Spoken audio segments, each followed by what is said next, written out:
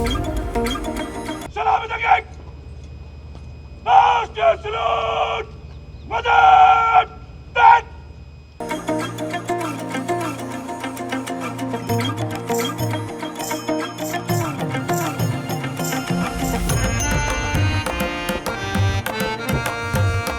देश आज 77वां लोकतंत्र दिवस मना रहा है। नई दिल्ली में जहां लाल किले पर राष्ट्रपति श्रीमती द्रौपदी मुर्मू ने तिरंगा फहराया, वहीं मुंबई मंत्रालय में राज्यपाल रमेश बैस ने ध्वजारोहण किया और तिरंगे को सलामी दी। मुंबई के मिनी मंत्रालय कोकन भवन और कलम्बोली पुलिस ग्राउंड पर विभागीय आयुक्त डॉक्टर विजय सूर्यवंशी ने ध्वजारोहण किया और तिरंगे का अभिवादन किया। यहाँ गणतंत्र दिवस समारोह में पुलिस और सुरक्षा जवानों के साथ ही आरएसपी और एनसीसी कैडेट ने परेड करते हुए ध्वजा को सलामी दी।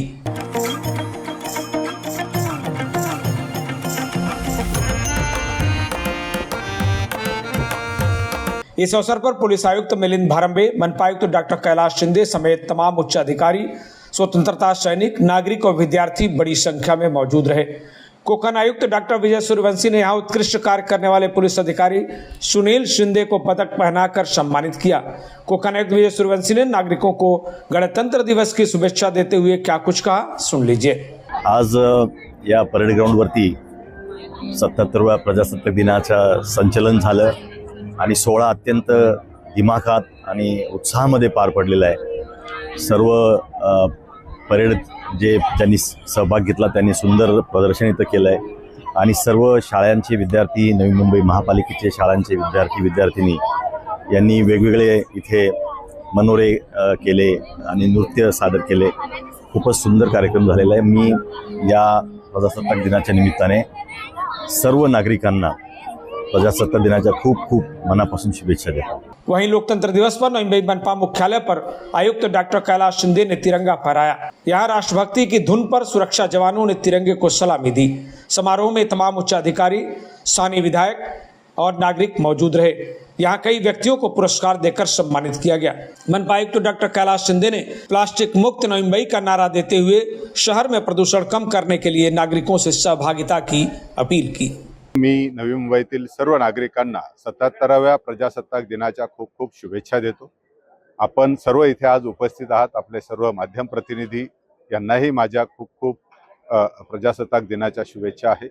आपल्याला सर्वांना ज्ञात आहे आणि आज आपण जर बघितलं असेल तर भारतीय राज्यघटनेची अंमलबजावणी सुरू होऊन 77 वर्ष पूर्ण झाली आणि पुढे जाऊन ज्यावेळेस आपण स्वतंत्र, ज्यावेळेस आपण विकसित भारताचं स्वप्न पाहतोय 2047 साली, त्यावेळेस आपल्याला आजचे जे काही आपल्याला घटनेने दिलेले सर्व जे अधिकार आहेत, या अधिकारांचा विशेषतः जर आपण स्थानिक स्वराज्य संस्थांना 73-74 घटनादुरुस्तीनंतर मिळालेले जे अधिकार आहेत, त्या अधिकारांचा वापर करून स्थानिक स्वराज्य संस्था सक्षमपणे नागरी सुविधा, मूलभूत सुविधा आणि स्थानिक प्रशासनामध्ये खूप मोलाची भूमिका ही बजावत आहेत।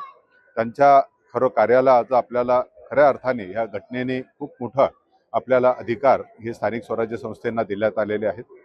आज आपण बघितलं असेल स्वच्छतेची ज्यावेळेस आपली जी खरी मोहीम 2014 साली सुरू झाली आणि नवी मुंबई महानगरपालिका, नवी मुंबईतील सर्व नागरिक यांनी याच्यामध्ये खूप मोठ्या प्रमाणात भाग घेतला आणि आज नवी मुंबई महानगरपालिका जे देशामधील 3 मुख्य शहरं आहेत त्याच्यामध्ये आणि सुपर स्वच्छता लीगमध्ये त्याचा समावेश झाला। यावर्षी आपल्या पाणी व्यवस्थापनाच्या जे व्यवस्थापन महानगरपालिका करते त्याच्यासाठी सुद्धा देशातला सर्वोत्तम पहिला पुरस्कार हा आपल्याला 6वी जे राष्ट्रीय जल पुरस्कारामध्ये आपल्याला गेला आणि त्यावेळेस दोन्ही वेळेस राज्यात आपल्या देशाच्या राष्ट्रपती महोदयांच्या हस्ते महानगरपालिकेचा सन्मान झाला।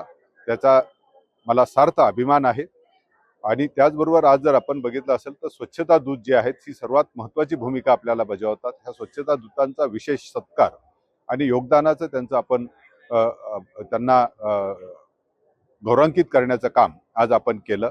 मी सर्वांना खूप खूप प्रजासत्ताक दिनाच्या शुभेच्छा देतो।